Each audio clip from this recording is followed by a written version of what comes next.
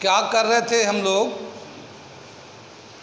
वही जो करते कहते और सुनते आ रहे हैं कि ध्यान में ही ज्ञान है।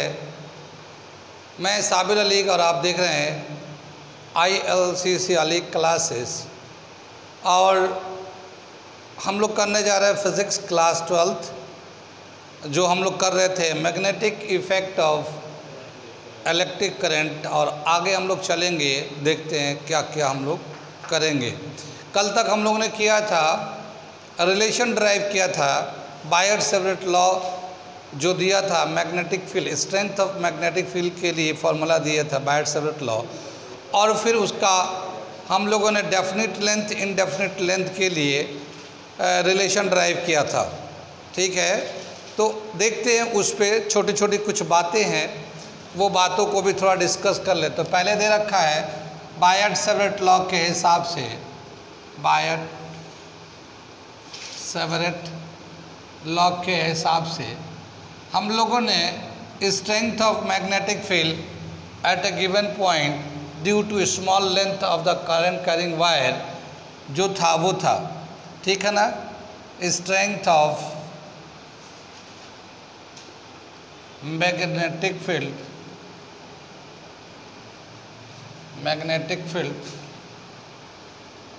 Due to small length dl of current carrying wire, ये जो था हम लोगों ने dB is equal to mu not upon 4 pi IDL sine theta upon r square. ये हमारा बायट-सेवरेट लॉ के हिसाब से था, हाँ, रिलेशन दे रखा था।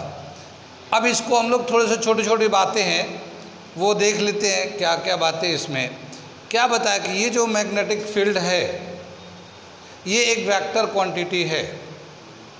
ये तो हम लोगों ने मैग्नीट्यूड का फॉर्मूला निकाला है, लेकिन मैग्नेटिक फील्ड एक वेक्टर क्वांटिटी है। और अगर वेक्टर के फॉर्म में रिप्रेजेंट करते हैं, जैसे ये हमारा वायर है, ये हम लोगों ने स्मॉल लेंथ ले लिया dl, और यहाँ पे अगर ये r है, तो अगर हम लोग मैग्नेटिक फील्ड इसका डायरेक्शन बताया था इनवर्ड है, अगर करंट अपवर्ड जा रहा है तो ये मैग्नेटिक फील्ड का जो डायरेक्शन होगा इनवर्ड होगा, इनवर्ड बताया था हम लोगों ने, Maxwell right hand thumb rule से निकाल सकते हैं। क्या बताया कि अगर हम लोग वेक्टर के फॉर्म में लिखते हैं इन टर्म ऑफ वेक्टर, ठीक है ना, dB जो है ये वेक्टर के फॉर्म में लिखेंगे तो mu naught upon 4 pi IDL, ये एक साथ होगा, और ये cross product unit vector upon r square. देखिए जो ना डॉट प्रोडक्ट क्रॉस प्रोडक्ट याद तो होगा, 11th क्लास में पढ़ा था। तो जब हम डॉट प्रोडक्ट निकालते हैं तो उसमें कॉस थीटा आता है, और जब क्रॉस प्रोडक्ट निकालते हैं तो साइन थीटा आता है। तो ये जो है ना साइन थीटा दे रखा है, तो I इंटू dl ये तो एक वेक्टर हो गया, और यहाँ पे r यूनिट वेक्टर ले लिया, r कैप, ये कैप लगा ना तो यूनिट वेक्टर हो गया, और ये क्रॉस प्रोडक्ट लगा दिया, नीचे r स्क्वायर है। यूनिट वेक्टर का क्या मतलब हुआ कि इस डायरेक्शन में यूनिट लेंथ लेते हैं r कैप, जिसका मैग्नीट्यूड 1 है, मैग्नीट्यूड 1 है, और अलोंग दिस है। कितनी बात सुन में?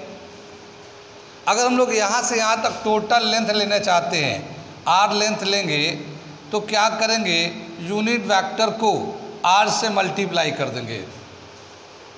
अगर यहाँ से यहाँ तक डिस्टेंस लेना चाहें तो यूनिट वेक्टर से जो ये मैग्नीट्यूड है r, मान लो जैसे यहाँ से यहाँ तक 5 सेंटीमीटर है, तो 5 को r कैप से मल्टीप्लाई कर देंगे तो यही ये वेक्टर के फॉर्म में आ जाएगा। ये कितनी बात सुन में?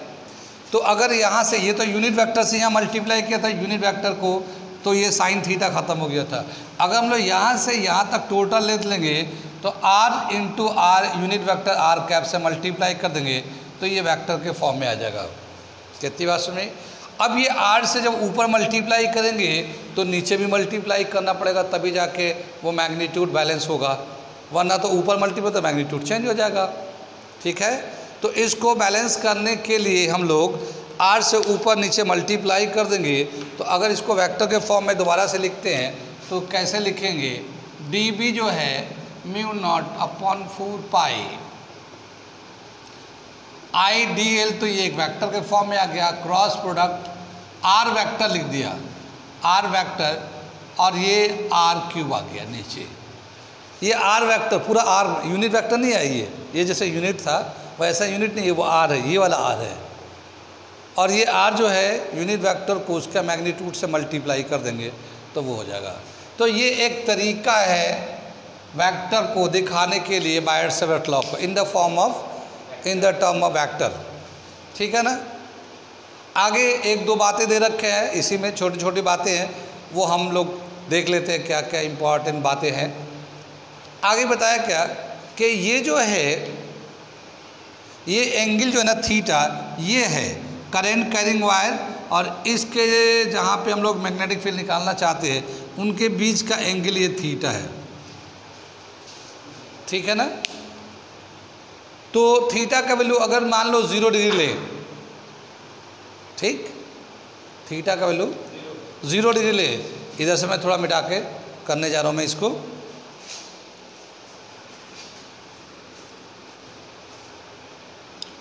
पहला ले रखा when theta is equal to 0 degree. 0 degree का क्या मतलब हुआ कि ये जो हम लोग पॉइंट ले रहे हैं इसी करंट कैरिंग वायर पे ले रहे हैं, P lies on the current carrying wire, तभी तो ये इसके ऊपर आ जाएगा ऐसे, तो ये यहाँ पे ऐसे आ जाएगा, इसी पे P भी है। ठीक है ना। तो when theta is equal to 0 degree और 180 degree, P lies on the current carrying wire.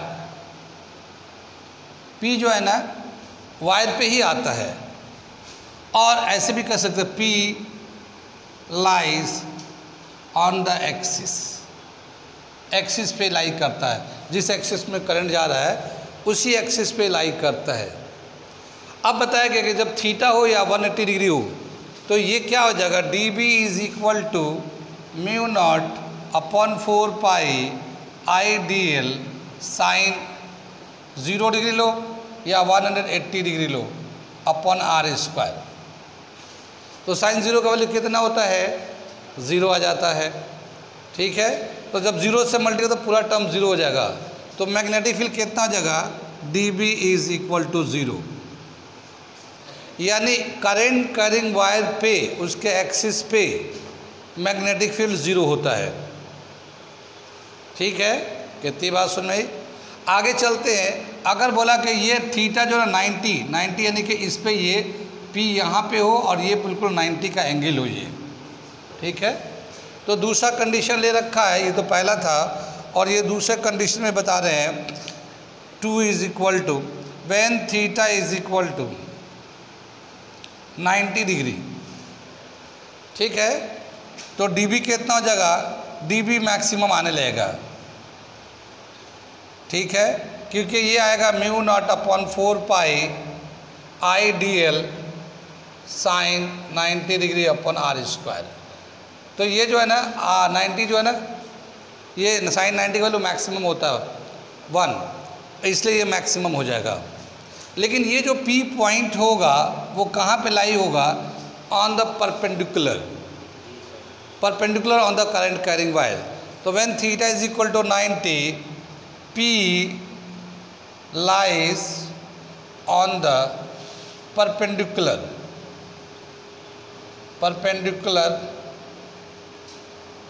axis, ठीक है ना, of current carrying wire, of current carrying wire। Current carrying wire के ऊपर परपेंडिकुलर लाई करता। तो ये दो छोटी छोटी बातें थे कि अगर थीटा जो चेंज होगा एंगल के हिसाब से, कहाँ पे मैग्नेटिक फील्ड ज़ीरो है और कहाँ पे मैग्नेटिक फील्ड मैक्सिमम है। बाकी इसके और इसके बीच में मैग्नेटिक फील्ड होंगे मगर मैग्नीट्यूड कम होगा, ठीक है ना, ये पूरे हिस्से में, ठीक। तो ये बायट-सेवरेट लॉ के अकॉर्डिंग दे रखा था। इसी तरह से हम लोगों ने ड्राइव किया, हम लोगों ने बायट-सेवरेट लॉ को डेफिनिट लेंथ और इनडेफिनिट लेंथ के लिए भी हम लोगों ने ड्राइव किया था एक रिलेशन। उसके भी एक दो छोटी छोटी बातें हैं, वो देखते हैं क्या है वो, ठीक है। मिटा देते हैं इसको। आ रहा है समझ में? अगर समझ में आ रहा है तो लाइक करें, शेयर करें, सब्सक्राइब करें, कमेंट लिख के, कंस्ट्रक्टिव पॉजिटिव कमेंट्स लिख के, ठीक है, सजेस्टिव कमेंट्स लिख के, जिससे दूसरों को फ़ायदा हो सके, ठीक है। आगे चलते हैं। अगला दे रखा हमारा जो हम लोग magnetic field due to current carrying wire,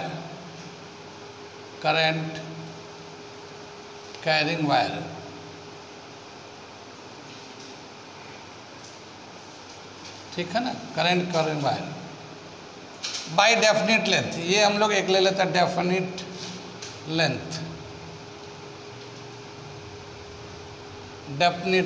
length के लिए। तो क्या लिखा था इसका फॉर्मूला हम लोगों ने, B is equal to mu not upon 4 pi I upon A, ये ब्रैकेट में था sine phi 1 plus sine phi 2। ये हम लोगों ने डेफिनेट लेंथ के लिए लिया था। और इसमें एक कंडीशन हम लोग लिया था, अगर इनडेफिनिट लेंथ होगा तो उसमें फाई 1 फाई 2 90 डिग्री लेते थे, क्योंकि ये जो इनडेफिनिट लेंथ होगा तो ये पॉइंट जो P था वो यहाँ पे आ जाएगा P, और इसके हिसाब से टोटल 180 हो गया, तो 90 इधर और 90 इधर लेके रिप्लेस किया था हम लोगों ने। कितनी बात समझ में आई? ये तो एक हम लोगों ने कर दिया था फॉर इनडेफिनिट लेंथ। अगर बोला कि when P lies eight the end of a definite length, तो एक कंडीशन ये दे रखा, बल्कि दूसरा कंडीशन लेते हैं, पहला वाला तो कर चुके थे। When P lies on the end of definite length of current carrying wire,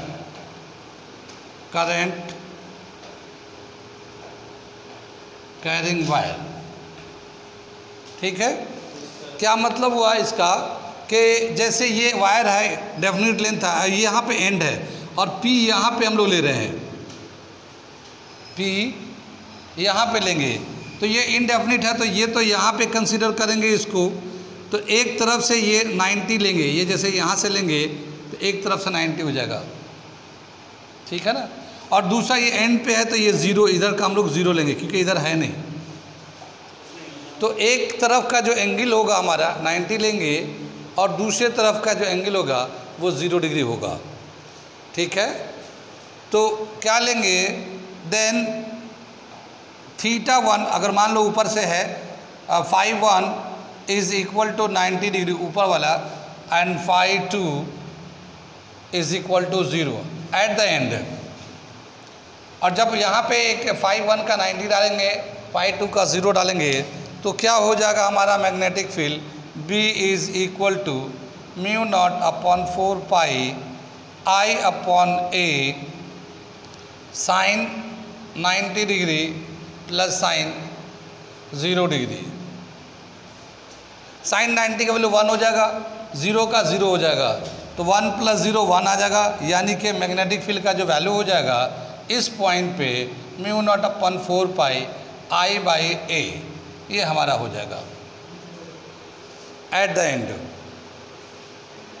ठीक है ना। कितनी बात समझाई? ये डेफिनेट लेंथ के लिए ले रहे हैं हम लोग।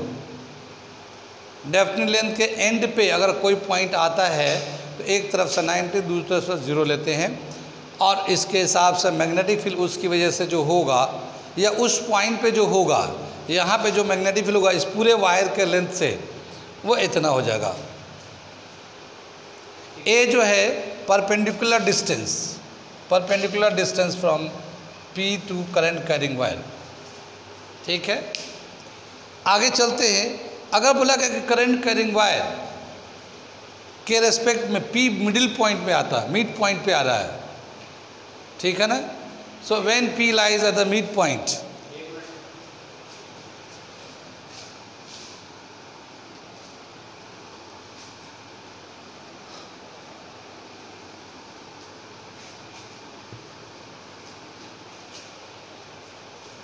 तीसरा कंडीशन दे रखा है यहाँ पे, when P lies on the middle of current carrying wire. ठीक है, ये एक वायर है, ठीक, और ये इसका लेंथ है, इसके बिल्कुल मिड में ये पॉइंट है, ये यहाँ से यहाँ तक ए है। कितनी बात सुन रही? आगे चले हम लोग। अगर हम लोग यहाँ से एक तरफ से लेते हैं तो ये हमारा एक राइट एंगल ट्रायंगल हो जाएगा, और ये एंगल को हम लोग फाई बोलते हैं। ठीक है, हमारा जो फॉर्मूला है B is equal to mu not upon 4 pi I upon A sine phi 1 sine phi 2। ठीक है ना। अगर मिड में होगा तो दोनों एंगल फाई 1 फाई 2 दोनों बराबर आएंगे। When P lies at middle point, phi 1 is equal to phi 2 is equal to phi, ये सभी बराबर हो जाएंगे। कितनी बात समझ में? और इसको हम लोग कैसे लिख सकते हैं फिर? B is equal to mu not upon 4 pi I upon A 2 sine phi, ये लिख सकते हैं इसको।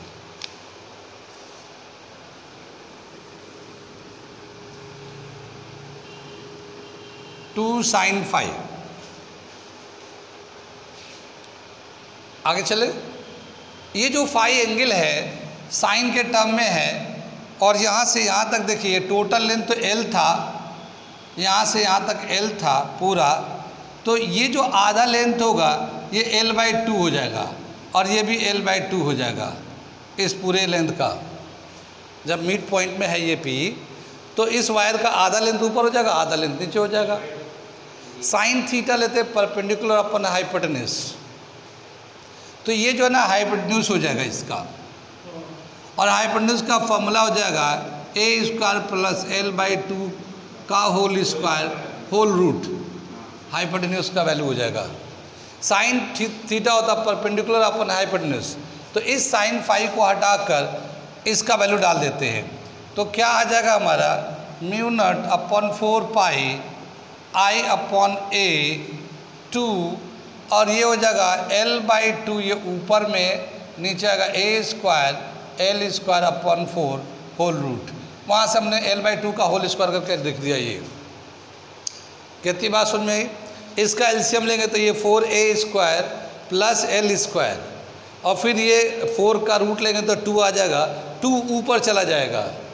जब ये 2 ऊपर जाएगा तो ये 2 को कैंसिल कर लेगा ये। कितनी बात सुन में? तो mu naught upon 4 pi I upon A, और ये 2 तो ऐसे ही रहेगा, मगर ये 2 कैंसिल होके ये आएगा 4A² plus L² whole root. ठीक है, कितनी बात सुन में? और इसको अगर हम लोग इसको वो कर देते हैं mu not upon 4 pi I upon A 2L upon 4A² plus L² whole root, ये हमारा फॉर्मूला हो जाता है magnetic field due to current carrying wire at the middle point P, ये रिलेशन हो जाता है।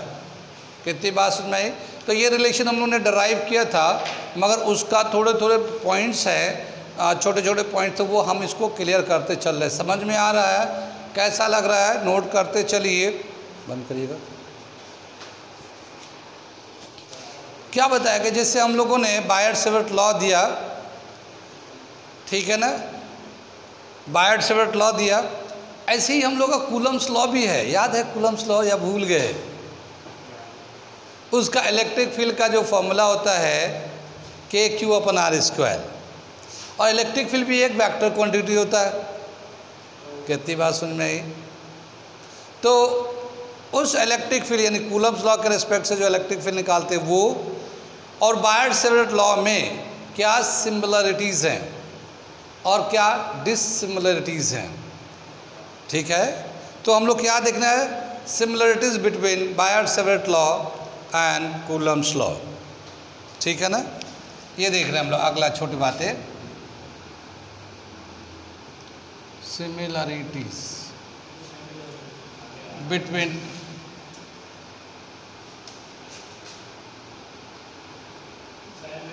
बायट-सेवर्ट लॉ and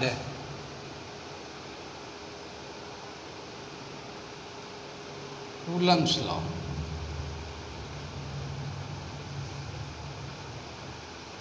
कूलम्स लॉ, ठीक है। अगर हम लोग देखते हैं बायट-सेवर्ट लॉ के हिसाब से, तो dB जो था, बायट-सेवर्ट लॉ ने स्मॉल लेंथ के रिस्पेक्ट में ही दिया है।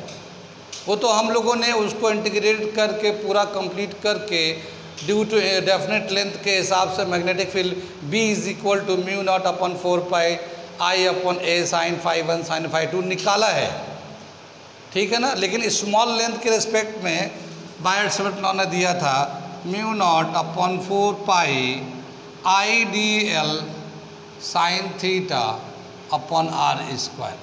ये वैल्यू दे रखा हमारा, ठीक है ना। ये तो हमारा बायट-सेवर्ट लॉ के हिसाब से था।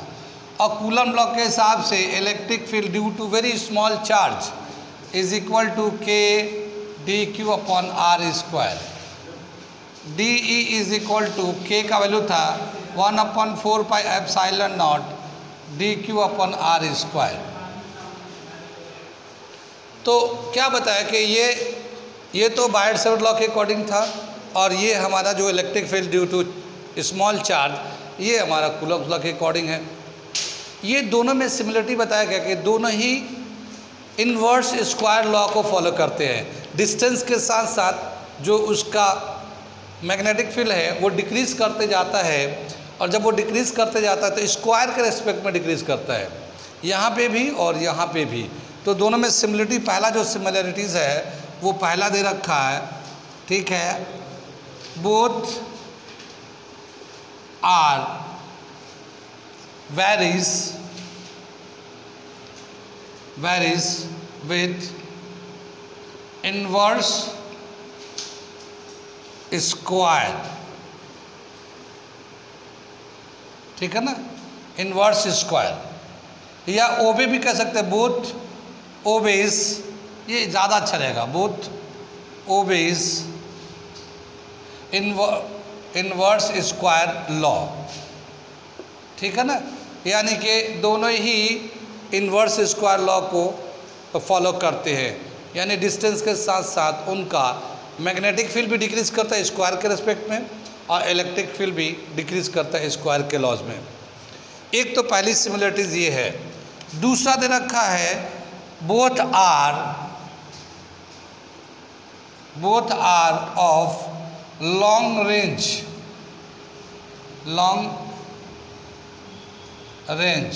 फील्ड, यानी इलेक्ट्रिक फील्ड हो या मैग्नेटिक फील्ड हो, दोनों ही लॉन्ग रेंज, मतलब ऐसा नहीं कि थोड़े दूर पे जाके ख़त्म हो जाता है, काफ़ी दूर तक उसका इफेक्ट मिलता है। मैग्नेटिक फील्ड भी दूर तक चलते इफेक्ट रहता है, और इलेक्ट्रिक फील्ड का भी इफेक्ट काफ़ी दूर तक रहता है। तो लॉन्ग रेंज, दोनों ही लॉन्ग रेंज फील्ड है ये, ठीक है। और तीसरा क्या सिमिलरिटीज़ है, both obeys superposition law of superposition, ठीक है ना, superposition. Superposition, principle of superposition तो जानते हैं हम लोग कि किसी एक पर्टिकुलर पॉइंट पे कितना इलेक्ट्रिक फील्ड है, उन सारे चार्ज के रिस्पेक्ट में अलजेब्रिक सम निकालते हैं हम लोग, ठीक है ना। The net electric field at a given point is sum of algebraic sum of all the field electric field. इसी तरह से क्या बताया कि मैग्नेटिक फील्ड जो है किसी पॉइंट पे अगर निकालते हैं तो उस पॉइंट पे जितने भी करंट के सोर्सेज हैं उन सारे करंट से कितने आते हैं उनका अलजेब्रिक सम लेंगे। अलजेब्रिक सम में हम लोग साइन कन्वेंशन लेते हैं।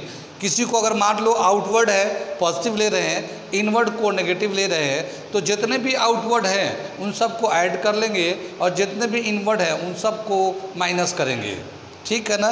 तो दोनों ये भी सुपरपोजिशन को, लॉ ऑफ सुपरपोजिशन को ओबे करता है। तो ये तीन इसकी सिमिलरिटीज़ हैं आपस में, ठीक है ना। इनके डिसिमिलरिटीज़ क्या क्या है वो भी देख लेते हैं हम लोग।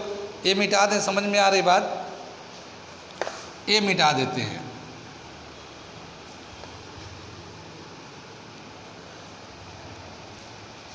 यहाँ पे ले लेते हैं डिसिमिलरिटीज़।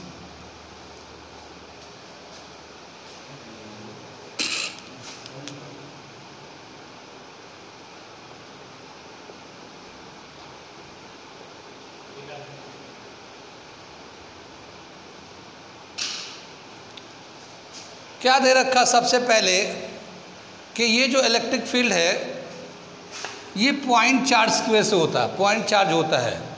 तो इलेक्ट्रिक फील्ड हमेशा जो है एक एक्सिस के अलॉन्ग, एक पर्टिकुलर डायरेक्शन में होता है इलेक्ट्रिक फील्ड। जैसे हम लोग बताते थे ना, जैसे ये पॉजिटिव चार्ज है, ये नेगेटिव चार्ज है, तो इलेक्ट्रिक फील्ड इधर से इधर है, ठीक है ना।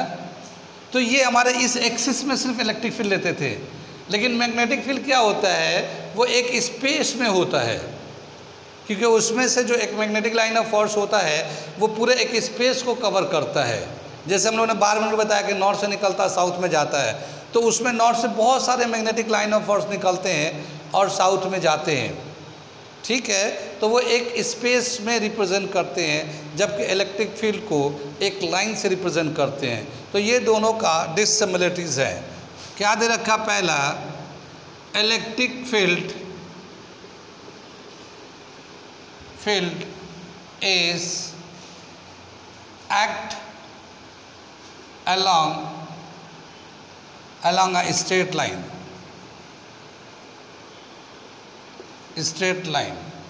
while magnetic field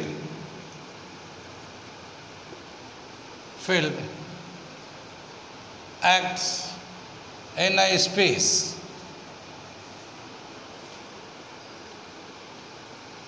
ठीक है ना, कितनी बात सुन में। ये दे रखा हमारा, आगे दे रखा हमारा इलेक्ट्रिक फील्ड मैग्नेटिक फील्ड का डिसिमिलरिटीज में कि इलेक्ट्रिक फील्ड जो है किसी एंगल पे डिपेंड नहीं करता।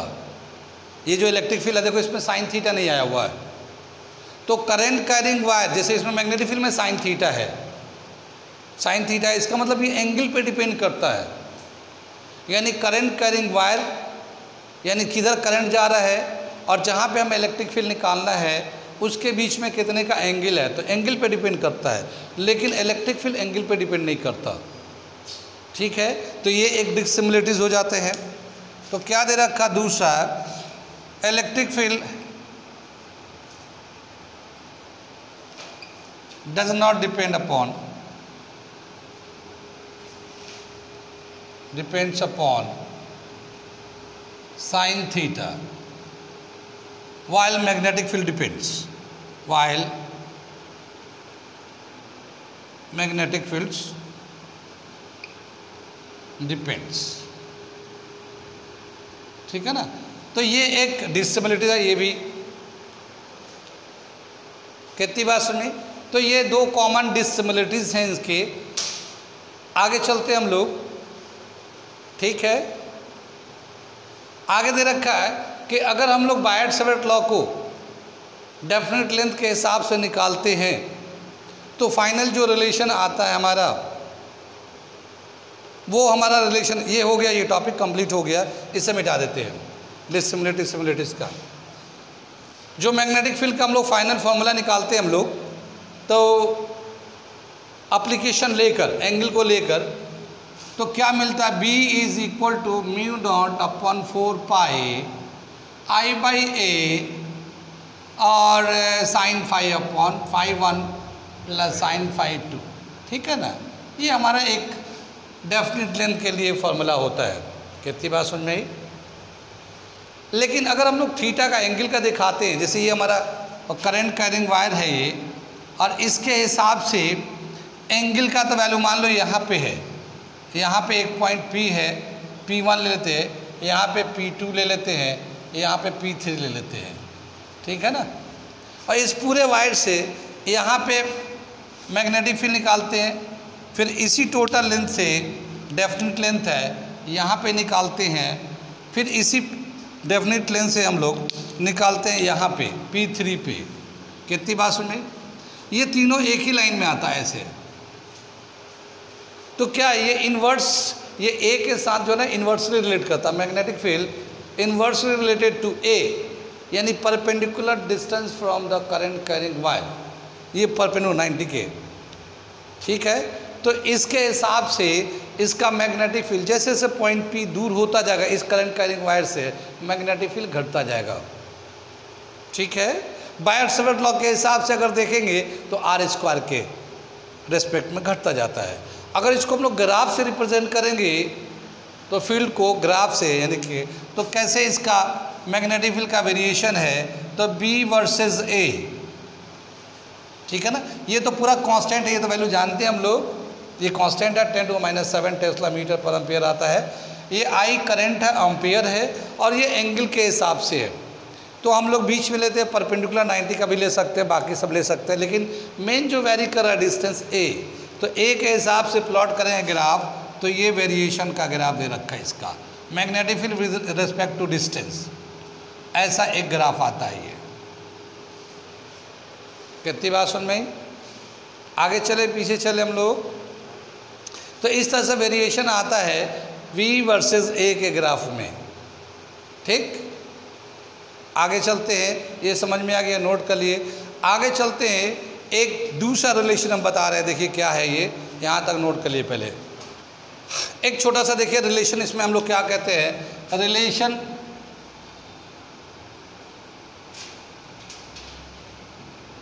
Between epsilon not and mu naught. ठीक है ना, इन दोनों में क्या रिलेशन है वो देखने जा रहे हैं हम लोग। ठीक है, हम लोग जानते हैं जब हम लोग इलेक्ट्रिक कूलम्स लॉ करते थे, तो कूलम्स लॉ में निकालते थे, जो फोर्स निकालते थे K1 Q2 अपॉन R²। तो वो जो K होता था वो क्या होता था, K is equal to 1/4 pi epsilon naught. ठीक है ना, 1/4 पाई है, पाई तुमने, तो हम लोग जो कूलम्स लॉ था, ये कूलम्स लॉ में देखते थे कि जो फोर्स होता था Q1 Q2 अपॉन R²। तो ये जो K है उसका हम लोग कांस्टेंट लेते थे K, और इसका वैल्यू था 1/4 पाई एप्सिलॉन नॉट, और इस पूरे का जो वैल्यू होता था हमारा 9 × 10⁹ ठीक है, न्यूटन मीटर स्क्वायर पर coulomb square, newton metre square पर कूलम स्क्वायर, ऐसे ये यूनिट आता था। कितनी बात सुन में? ये जो एप्सिलॉन नॉट था इसको हम बोलते थे एब्सोल्यूट परमिटिविटी,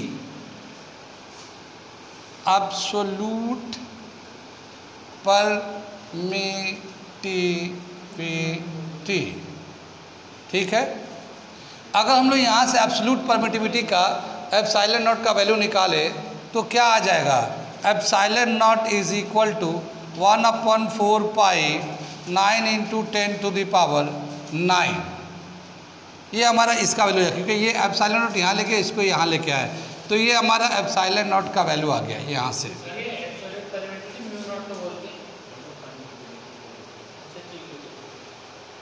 आगे दे रखा है, अभी हम लोग बायट-सेवर्ट लॉ के अकॉर्डिंग लेते थे, तो मैग्नेटिक फील्ड का जो रिलेशन था, magnetic field is equal to B is equal to mu not upon 4 pi IA और साइन फाई 1 फाई 2, इस तरह से लेते थे हम लोग, ठीक है ना, फाई 1 फाई 2। ये इसका पूरे का वैल्यू जो था 10 टू द पावर -7, ठीक है ना।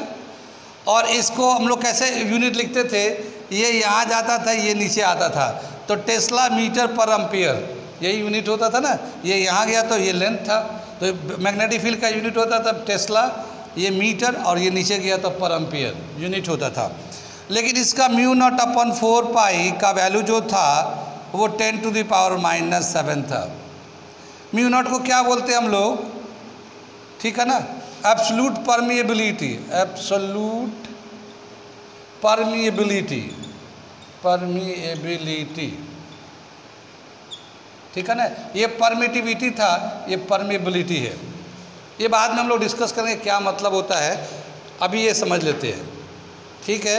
अगर हम लोग म्यू नॉट का वैल्यू निकाल ले यहाँ से, तो ये हमारा वैल्यू आ जाएगा mu naught is equal to 4 pi 10 to the power -7। ये इसको यहाँ पे रख के इसको इधर क्रॉस कर दिया, ठीक है। ये दूसरा इक्वेशन ले लेते हैं, दोनों को मल्टीप्लाई कर देते हैं, multiplying equation 1 and 2, multiplying equation 1 and equation 2। क्या आ जाएगा हमारा, epsilon not into mu naught, ठीक है ना, इज इक्वल टू हमारा आ जाएगा 1/4 pi 9 into 10 to the power 9, ठीक है। ये तो इसका एप्सिलॉन का म्यू का था, 4 पाई दिख रहा है पीछे वाले बच्चों को, ठीक है, ठीक है। तो ये 4 पाई से 4 पाई कैंसिल हो जाएगा, और ये आ गया हमारा 10 to the power -7 upon 9 into 10 to the power 9, epsilon not into mu permeability. कितनी बात सुन में, अगर हम इसको नीचे लेके आ जाए 10 टू द पावर -7 को, तो ये नीचे आके प्लस हो जाएगा। कुछ बात समझ में आ रही है, तो ये आ जाएगा 1/9 into 10 to the power 16, 7 power है तो नीचे का प्लस होगा, 9 + 7 16। कितनी बात सुन में, epsilon naught mu naught is equal to 1/3 into 10 to the power 8 का होल स्क्वायर लिख सकते हैं हम लोग। 3 का स्क्वायर 9 और 10/8 का स्क्वायर 16। और ये जो वैल्यू है जानते हैं क्या होता है, ये किसका वैल्यू होता है, speed of light, 3 into 10 to the power 8 metre पर सेकेंड। बचपन में पढ़ा तो होगा, अब बड़े हो गए तो सब भूल गए, नो प्रॉब्लम, ठीक है ना। तो epsilon naught mu naught is equal to 1/c square, ठीक है। कितनी बात समझ में आई है। आगे चलते हम लोग, इधर से मिटा रहे हम लोग, थोड़ा सा इस साइड का मिटा दें, और इक्वेशन 1 तक का मिटा देते हैं हम लोग। अब क्या हुआ, c स्क्वायर को इधर लाते, इसको इधर करेंगे, तो c is equal to one by root epsilon not into mu not. ये हमारा इनका रिलेशन हो जाता है, यानी स्पीड ऑफ लाइट जो है one by root of epsilon not into mu not के बराबर होता है, ठीक है। कितनी बात सुन में, आगे चलेंगे, नोट कर लीजिए इसे, हाँ कर दो।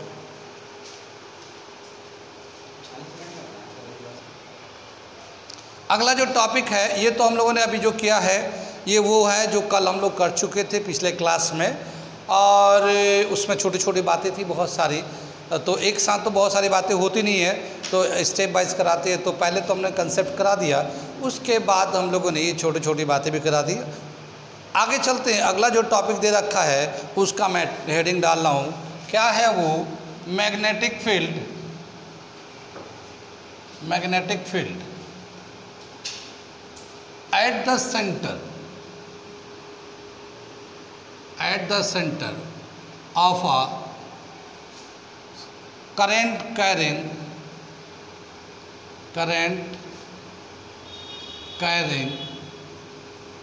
circular loop,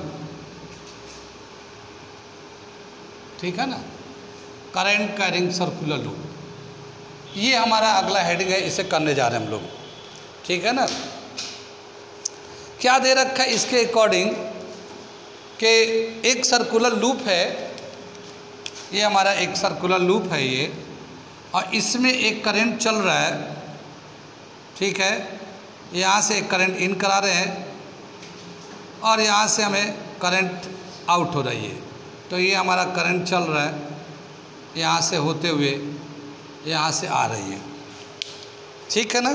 तो सर्कुलर लूप में एक करंट जा रहा है इस तरह से क्लॉकवाइज डायरेक्शन में, क्लॉकवाइज डायरेक्शन में हमारा करंट चल रहा है, ठीक। अब हम लोग चाहते हैं कि इसका जो मैग्नेटिक फील्ड है सेंटर पे, इस सर्किल के सेंटर पे कितना होगा मैग्नेटिक फील्ड, कितनी बात सुन रहे। तो हम लोग क्या करते हैं, एक स्मॉल लेंथ सेलेक्ट कर लेते हैं। सपोज हम लोगों ने एक स्मॉल लेंथ यहाँ पे DL सेलेक्ट कर लिया, DL सेलेक्ट कर लिया, ठीक है ना। और इस DL से एक परपेंडिकुलर ड्रॉ कर लिया सेंटर पे, ये हमारा R रेडियस के बराबर हो गया, ठीक है। आगे चले, यहाँ पे O पे, और ये A ले लेते हैं, इसका मिड पॉइंट जो है ना बिल्कुल A ले लेते हैं हम लोग। तो इसके मिड पॉइंट से O पे कितना मैग्नेटिक फील्ड होगा, अगर हम लोग बायट-सेवर्ट लॉ के अकॉर्डिंग निकालते हैं तो क्या दे रखा है, magnetic field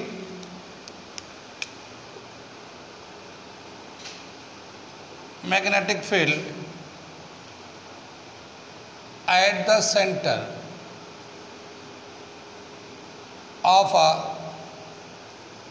circular loop,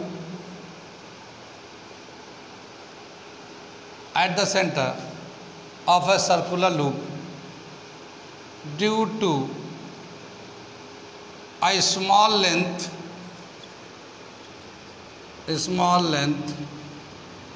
dl of current carrying loop।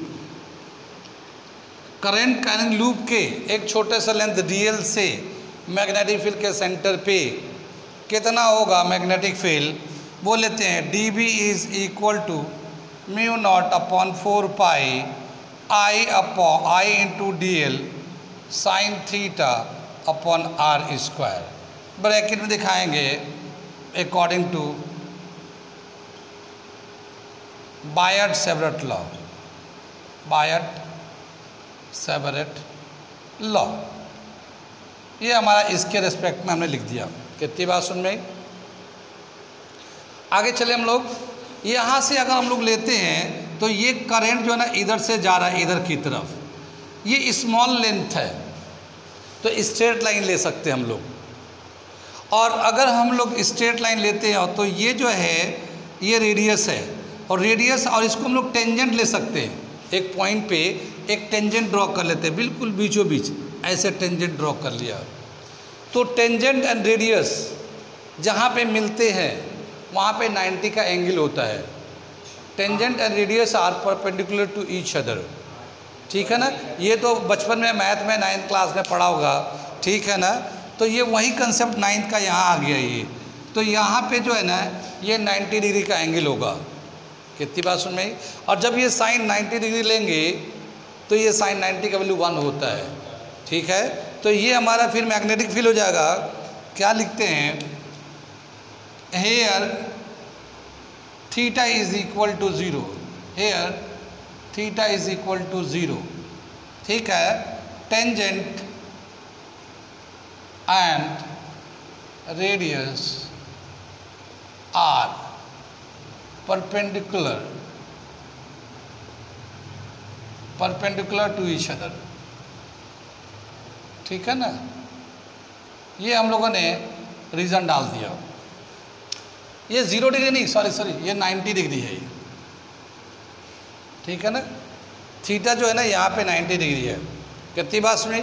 तो dB का वैल्यू कितना हो जाएगा हमारा, dB is equal to mu not upon 4 pi IDL upon R square. कितनी बात सुन में ये। अगर हम लोग वेक्टर के फॉर्म में लिखना चाहेंगे तो कैसे लिखेंगे इसको। अगर हम लोग वेक्टर के फॉर्म में लिखना चाहें तो dB is equal to mu not upon 4 pi IDL एक साथ लिख लेंगे और ये R यूनिट वेक्टर लेंगे, ये R स्क्वायर। यूनिट वेक्टर से मल्टीप्लाई कर देते हैं तो मैग्नीट्यूड पे कोई भी इफेक्ट नहीं होता है। तो ये वेक्टर के फॉर्म में चाहे तो ऐसे लिख सकते हैं, ये हम लोग बॉक्स में डाल देते हैं, ये वेक्टर के फॉर्म में है। कितनी बात सुनिए। लेकिन हमने वेक्टर के फॉर्म में क्यों बोला कि यहाँ पे अगर हम लोग डायरेक्शन ऑफ मैग्नेटिक फील्ड निकालना चाहें सेंटर पे इस छोटे से लेंथ से तो किधर होगा। तो अब आप देखो हम बता रहे हैं हाथ से, ये सर्कुलर लूप था ये, और ये ऊपर का सेक्शन है, ये ऊपर का सेक्शन है, और टेंजेंट ऐसे हम लोगों ने ड्रॉ किया है, टेंजेंट ऐसे ड्रॉ किया है, यानी करंट का डायरेक्शन हमारे इधर से इधर लेफ्ट से राइट की तरफ है, या राइट से लेफ्ट की तरफ है। अब इसके डायरेक्शन में Maxwell right hand thumb rule के हिसाब से हमने थंब ये कर दिया इसकी तरफ, ये कर दिया हमने। कितनी बात समझ में आई। और मैं फिंगर टिप्स को रोटेट करूँगा तो ये ऐसे होगा, यानी सामने से फ्रंट से इन करेगा और बैक में निकलेगा वो। हाँ, तो फ्रंट से इन कर रहा होगा और पीछे की तरफ निकलेगा। एक मैं बना के दिखा रहा हूँ, ये ऐसे बनेगा, ये इधर से इन करेगा और इधर से आउट करेगा। कितनी बात समझ में आई। ठीक है ना। ये फ्रंट से इन करेगा और बैक में एग्जिट करेगा वो। तो ऐसे मैग्नेटिक लाइन ऑफ फोर्स बहुत सारे बनेंगे। जैसे एक बना, इसी तरह से ये दूसरा भी बना, इसी लेंथ से जैसे हम लोग बोलते हैं ना कि ये जैसे करंट जा रहा है इसमें, तो जो मैग्नेटिक फील्ड कहीं पे भी निकालना चाहे तो उसका मैग्नेटिक लाइन ऑफ फोर्स कैसे लेंगे, इस तरह से मैक्सवेल के हिसाब से लेंगे। इधर से इन करेगा, इधर से आउट करेगा। तो इसका अगर हम एक ही जगह पे बनाते हैं कंसंट्रिक, तो कैसे दिखाएंगे इसका मैग्नेटिक लाइन ऑफ फोर्स। ये हम लोग ऐसे दिखाते हैं, इधर से इन किया, इधर से आउट हुआ, इधर से इन, इधर से आउट। ये एक ही लेंथ से है, इधर से इन, इधर से आउट। ठीक है ना, इधर से इन, इधर से आउट। ये एक ही जगह पे है, यानी ऐसे जा रहा है तो छोटा रिंग, बड़ा रिंग, उससे बड़ा रिंग, कंसंट्रिक सर्किल बनेंगे। यू नो कंसंट्रिक सर्किल जानते तो वे, एक ही सेंटर है पर रिंग का साइज बढ़ते जा रहा, रेडियस बढ़ते जाएगा तो रिंग का साइज बढ़ेगा। रिंग का साइज बढ़ेगा तो डिस्टेंस बढ़ेगा, और वो जो आउटर रिंग हो तो बनेगा ना, वहाँ पे मैग्नेटिक फील्ड वीक होगा, कम होगा, पर होगा वो, इस तरह से रिंग बनता जाएगा। कितनी बात सुन में। आगे चले, ऐसे ही बताया क्या कि और इसका बड़ा रिंग बनाएंगे, और इसका बड़ा रिंग बनाएंगे, और एक बड़ा रिंग बनाएंगे, तो ये इधर से ऐसे जाएगा। कितनी बात सुन में। अगर मान लो अगर हम लोगों ने लेंथ यहाँ पे सिलेक्ट किया होता ऐसे लेंथ, तो करंट का डायरेक्शन ऐसे लेते और मैग्नेटिक लाइन ऑफ फोर्स ऐसे करते, तो कैसा रिंग बनता। इधर से इन करता, इधर से आउट होता, इधर से रिंग करता, इधर से आउट होता। ठीक है ना, इधर से ऐसे, इधर से इन करेगा, इधर से आउट होगा। कितनी बात सुन में। आगे चले, अगर हम लोग कहीं पे भी लें, यहाँ पे लेते तो क्या होता, इसका डायरेक्शन ऐसे होता है, और इसको हम लोग यहाँ पे थंब लेते, यहाँ पे थंब डालते, और इसको इधर से इन करेगा और इधर से आउट करेगा।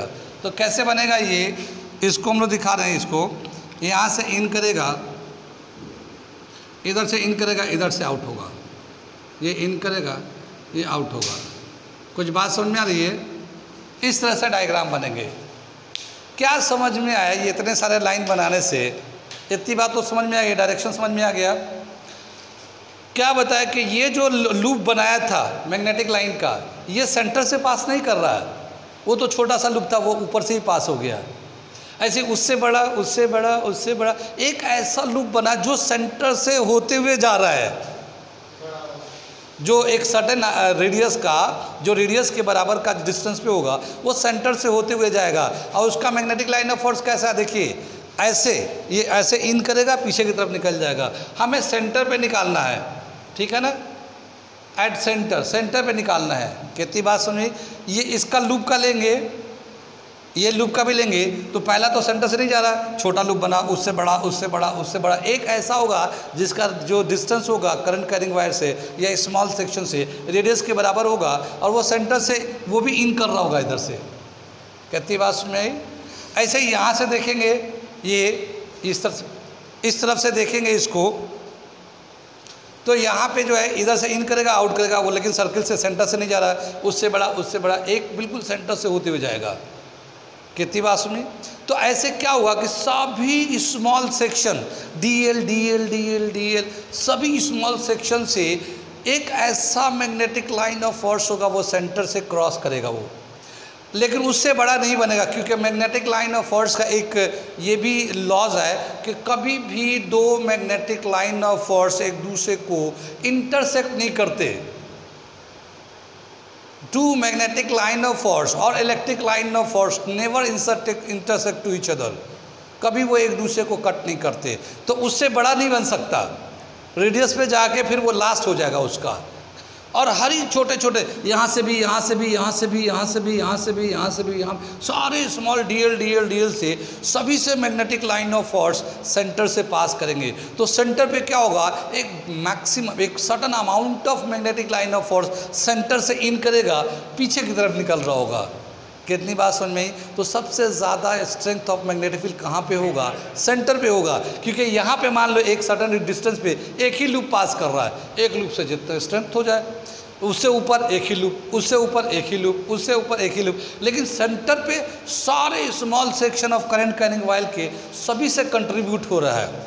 कितनी बात समझ में आई? एक आदमी का पर डे की सैलरी, पर डे जो कमाता 500 रुपये, क्या पर डे 500 रुपये कमाता, महीने का उसका 15,000 रुपये मिल जाते हैं, है ना?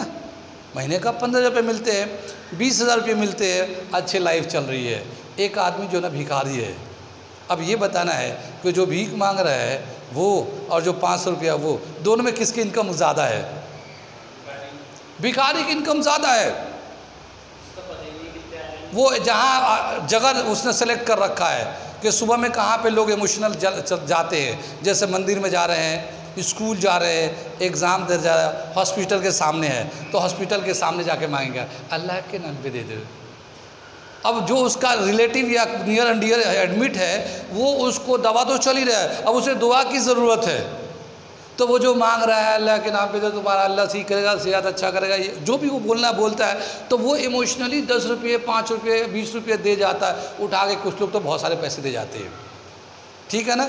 तो ऐसे वो सुबह के टाइम में या किसी पर्टिकुलर टाइम में वो सेलेक्ट कर रखा हॉस्पिटल पे, ठीक है ना? फिर मंदिर जाने का टाइम पे या मस्जिद जाने पे जो टाइम होता है वो उस तरह का, या जो ऐसा टाइम जो लोगों को टच करता हो, जैसे अर्ली मॉर्निंग है, लोग ऑफिस के लिए जा रहे हैं तो सोचते हैं यार कि आज मैं सही से जाऊँ ऑफिस तक, सही से लौटूँ, लेकिन रास्ते में एक भीख मांगने वाले बैठा हुआ है, सोचता है यार अपने ज़िंदगी का, अपने बच्चों का ये दान दे देता हूँ ताकि सब सेफ रहे, ठीक है ना?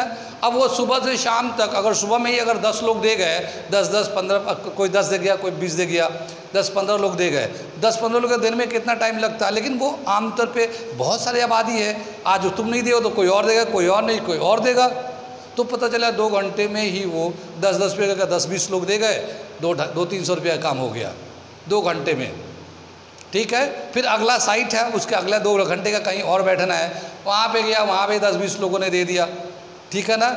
200-250 वहाँ से कमा लिया। फिर शाम में थोड़ा बीच में लंच वंच करके आया, थोड़ा रेस्ट लेके, फिर शाम में उसको पता है कि कौन सा स्पॉट पे सही है, वो स्पॉट पे जाके शाम में बैठ गया 2 घंटे, वहाँ पे भी 10-15 लोगों ने दे दिया, कितने हो गए?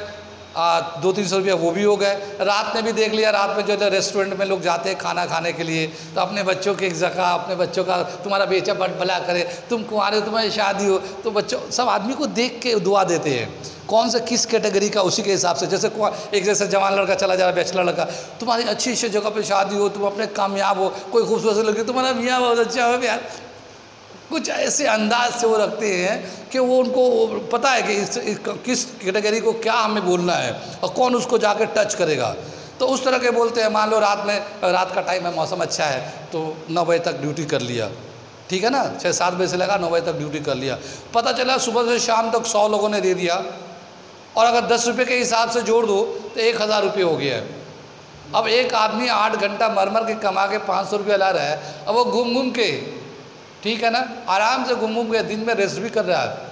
और कुछ लोगों की तो आदत होती है गुटखा खाने की, गुटखा भी खा रहा, सिगरेट भी पी रहा, फिर मांगने चला, कहाँ जा रहा, ड्यूटी पे जा रहा हूँ, और 1000-1500 रुपये रोज़ कमा रहा।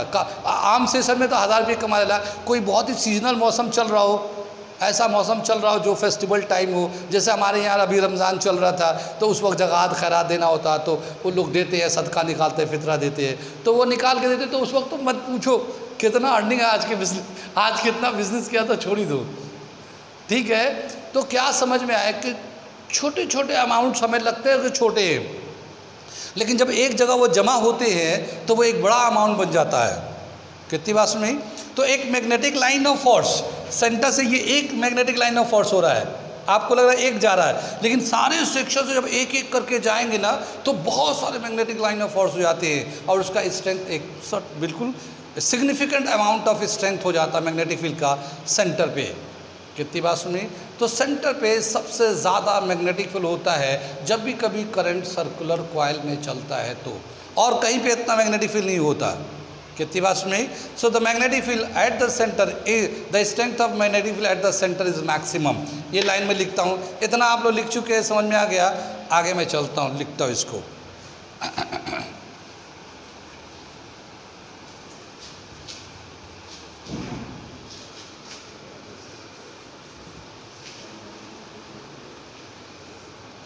क्या दे रखा है इसको, ये पॉइंट लिख रहा हूँ मैं, इंपॉर्टेंट पॉइंट है।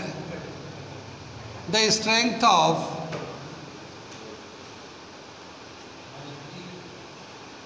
Magnetic field at the centre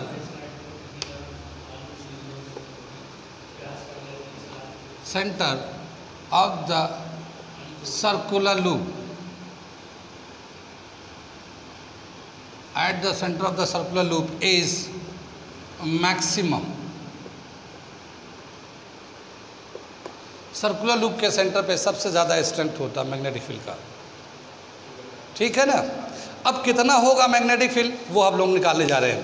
अभी हम लोगों ने यहाँ पे लिखा था मैग्नेटिक फील्ड स्मॉल लेंथ से कितना होता है, स्मॉल लेंथ से dB is equal to μ0/4 pi IDL R square, ठीक है ना। साइन थीटा हमने दिखाया था कि यहाँ पे 90 हो जाता है, हर जगह यही हाल होता है, 90 हो जाता है और वो 1 हो जाता है, ठीक है। कितनी बात सुनिए? अब इस छोटे से लेंथ से इतना मैग्नेटिक फील्ड है, इसके बाद छोटा सा लेंथ उससे भी मैग्नेटिक फील्ड, तो टोटल कितना मैग्नेटिक फील्ड होगा, इसको इंटीग्रेट कर देंगे। Total magnetic field at the centre of circular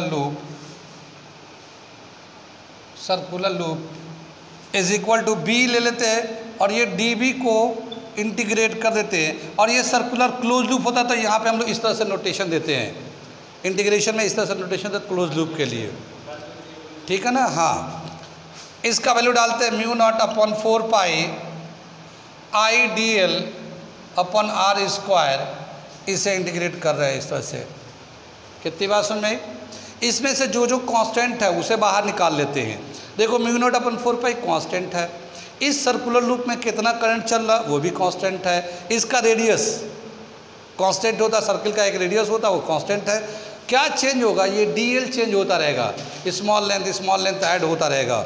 तो इसमें जो कांस्टेंट है उसे बाहर निकालते हैं, μ0/4 पाई I/R स्क्वायर बाहर निकाल लिया, और इसको DL को इंटीग्रेट कर देते हैं क्लोज लूप लेके, ठीक है ना। और ये DL सबको मिला देंगे तो ये सरकमफ्रेंस ऑफ सर्कल के बराबर हो जाएगा। तो इसको जब टोटल लेंथ आएगा, ये कितना आ जाएगा, ये वो है μ0/4 पाई I/R स्क्वायर इंटू 2 पाई R। तो पाई से पाई कैंसिल कर लेते हैं, R से इसका एक पावर कैंसिल कर लेते हैं, तो मैग्नेटिक फील्ड हो जाएगा μ0, अच्छा ये 2 से भी 2 भी काट लेते हैं, तो μ0/2 I/R, ये हमारा जाता है। तो mu not I upon 2r, ये हमारा मैग्नेटिक फील्ड का सेंटर पे स्ट्रेंथ ऑफ मैग्नेटिक फील्ड कितना होगा, म्यू नॉट इंटू आई अपॉन 2r के बराबर हो जाएगा। कितनी बात सुन में? ये जो है ना एक लूप है, तो क्या जैसे ये एक हम लोगों ने एक सर्कुलर लूप लिया ऐसे, तब इतना मैग्नेटिक फील्ड होगा। अगर n नंबर ऑफ 1 2 3 4 ऐसे n नंबर ऑफ टर्न्स हो तो सबसे इतना ही मैग्नेटिक फील्ड होगा कंट्रीब्यूशन। तो total magnetic field due to n numbers of coil कितना हो जाएगा, वो लिख रहे हैं। Total magnetic field due to n number of turns of coil क्या आ जाएगा, B is equal to mu naught N I upon 2r। n से हम लोग मल्टीप्लाई कर देंगे। ये कितनी बात सुन में? आगे चले, समझ में आ रहा है? ये क्या समझ में आया कि ये जो मैग्नेटिक फील्ड हम लोग यहाँ सेंटर पे प्रोड्यूस कर रहे हैं, किसकी वजह से कर रहे हैं? करंट की वजह से। ठीक है ना? आ रहा है समझ में? ये जो सेंटर पे मैग्नेटिक फील्ड प्रोड्यूस कर रहे हैं, किसकी वजह से कर रहे हैं? करंट की वजह से। और हम कितना मैग्नेटिक फील्ड प्रोड्यूस करना चाहते हैं वो डिपेंड करता है कि हम कितना नंबर ऑफ टर्न्स ले रहे हैं, या हमें कितना मैग्नेटिक फील्ड चाहिए उसके हिसाब से एक टर्न से कितना मिलता है उसी हिसाब से हम नंबर ऑफ टर्न्स लगा लेंगे, तो हमें पता चल जाएगा कि कितना हमें टेस्ला मैग्नेटिक फील्ड चाहिए। ठीक है ना? तो ये हमारा चॉइस पे है। ये बात समझ में आ रही है? ये हमारे चॉइस पे है, ये हमारे रिक्वायरमेंट पे है कि कितना हमें मैग्नेटिक फील्ड चाहिए एक पर्टिकुलर पॉइंट पे, सेंटर पे। उसके हिसाब से हम लोग कैलकुलेट करके नंबर ऑफ टर्न्स लगा देते हैं। और जो हमारे चॉइस पे होता है वो आर्टिफिशियल होता है। तो ये जो मैग्नेटिक फील्ड बन रहा है ये, या जो हम लोग कैलकुलेट कर रहे हैं, ये आर्टिफिशियल मैग्नेटिक फील्ड प्रोड्यूस करता है। ये उसी वक्त तक मैग्नेटिक फील्ड बिहेव करेगा या मैग्नेटिक फील्ड मिलेगा जब तक करंट चल रहा है। करंट बंद होता ही, यानी करंट ज़ीरो होता ही मैग्नेटिक फील्ड ज़ीरो हो जाएगा। तो ये एक आर्टिफिशियल मैग्नेटिक फील्ड होता है। एक होता है natural magnet and magnetic field. तो जो नेचुरल होता है वो हमेशा रहता है, लेकिन नेचुरल में एक बात है कि वो आपके चॉइस के हिसाब से नहीं होगा। जितना उसका स्ट्रेंथ है वो तो नहीं रहेगा। आप कम करना चाहोगे नहीं होगा, ज़्यादा करना चाहोगे नहीं होगा। ठीक है? क्योंकि उसका अपना एक सर्टेन डायमेंशन के हिसाब से उसका एक मैग्नेटिक फील्ड दिया हुआ है, वो ज़्यादा कम नहीं हो सकता। लेकिन इसमें हम लोग नंबर ऑफ टर्न्स के हिसाब से मैग्नेटिक फील्ड को बढ़ा सकते हैं, घटा सकते हैं, और ये करंट डिपेंडेंट है। तो ये एक आर्टिफिशियल मैग्नेट है। अब क्या हुआ कि बहुत सारे आज के दिनों में हम लोग डिवाइस यूज़ करें जहाँ मैग्नेट की ज़रूरत है, और उस डिवाइस को करंट से अटैच कर दिया। क्योंकि कोई भी करंट हो, कोई भी डिवाइस ऐसा नहीं है, अप्लाइंसेस ऐसा नहीं है जो बगैर करंट का चले। तो करंट से उसके अंदर करंट जैसे देते हैं मैग्नेटिक फील्ड बन जाता है, और मैग्नेटिक फील्ड का एप्लीकेशन वो करने लगता है। तो आज की डेट में जितने भी इलेक्ट्रिकल अप्लाइंसेस हैं, डिजिटल अप्लाइंसेस हैं, उन सब में ही मैग्नेटिक फील्ड का डायरेक्टली इनडायरेक्टली यूज़ में आता है। क्योंकि वो हम लोग देखेंगे कहाँ कैसे यूज़ में आता है, लेकिन आता है। और वो मैग्नेटिक फील्ड देने की ज़रूरत नहीं है, वो जब करंट ऑन होगा तो खुद ब खुद मैग्नेटिक फील्ड बना देगा। ठीक है ना? ऑफ होगा तो ऑफ हो जाएगा वो। तो आपको मैग्नेट लगाने की ज़रूरत नहीं है। कितनी बात सुन में आई? एक चीज़ और इसमें बता देते हैं, और आज के लिए इतना ही। आगे चले हम लोग। अब अगर बताया क्या कि अगर करंट इस सर्कुलर लूप में क्लॉकवाइज या एंटी क्लॉकवाइज चलेगा तो ये सर्कुलर लूप किस तरह से बिहेव करेगा, या इस सर्कुलर लूप का फ्रंट और बैक किस तरह से बिहेव करेगा। सर्कुलर लूप है ना, तो इसके सामने लोग को फ्रंट बोलेंगे और उसके पीछे लोग को बैक बोलेंगे। तो उसका कैसे बिहेव करेगा, तो उसका जो डायरेक्शन है, देखो अभी जो हम लोग करंट ले रहे हैं वो क्लॉकवाइज डायरेक्शन में लिया हुआ है। ठीक है ना? तो करंट वाइज क्लॉकवाइज में लिया था, तो इधर से इन कर रहा है और पीछे एग्जिट कर रहा है, निकल रहा है। तो जिधर से निकलता है वो नॉर्थ पोल होता है, और जिधर से इन करता है वो साउथ पोल होता है। इसका मतलब ये है कि ये जो सर्कुलर लूप है इसका फ्रंट साउथ पोल की तरह बिहेव कर रहा है। जाहिर है जब फ्रंट साउथ का तो बैक नॉर्थ का ही होगा। ठीक है, तो इसको हम लोग थोड़ा सा डायरेक्शन को देखते हुए किस तरह का फ्रंट फेस करेगा वो हम बना के दिखा रहे हैं। कितनी बात समझ में आई?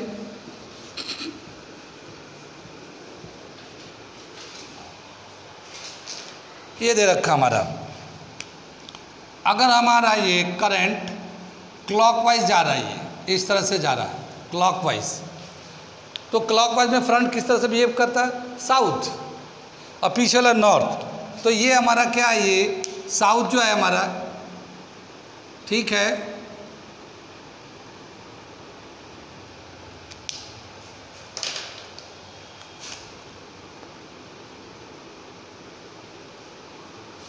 ये इस तरह से दिखाते हैं हम लोग। ये करंट जा रहा है ना इस तरह, तो इसी के साथ एस बना दिया है, इधर गया तो ऐसे बना दिया है। यानी when the current is going in a circular loop in a clockwise direction, then the front will behave as a south pole and back will, क्या बात, back will behave as a north pole। ठीक है ना? तो ये clockwise direction, front south, ठीक है ना, बैक नॉर्थ, ठीक है ना, इस तरह से बिहेव करेगा ये। और अगर एंटी क्लॉकवाइज जा रहा है तो ये करंट अगर एंटी क्लॉकवाइज जा रहा है ऐसे, ठीक है ना, तो ये इसका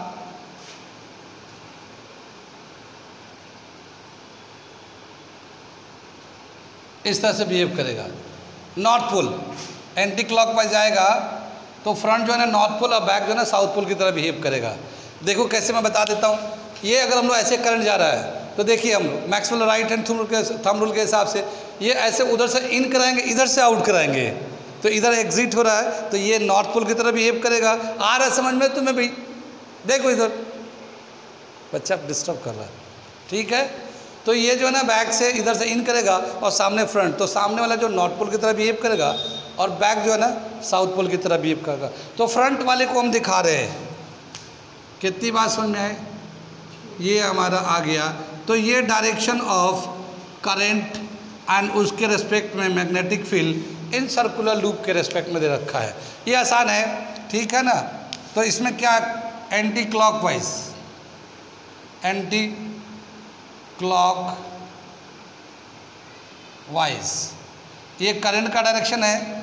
फ्रंट जो है नॉर्थ की तरह बिहेव करेगा एंड बैक जो है ना साउथ की तरह बिहेव करेगा। ठीक है, यहाँ तक नोट कर लिए। और अगर समझ में आ रहा है तो सब्सक्राइब कर लिए चैनल को, क्योंकि इस पर बहुत सारी चीज़ें हम लोग पढ़ाएंगे।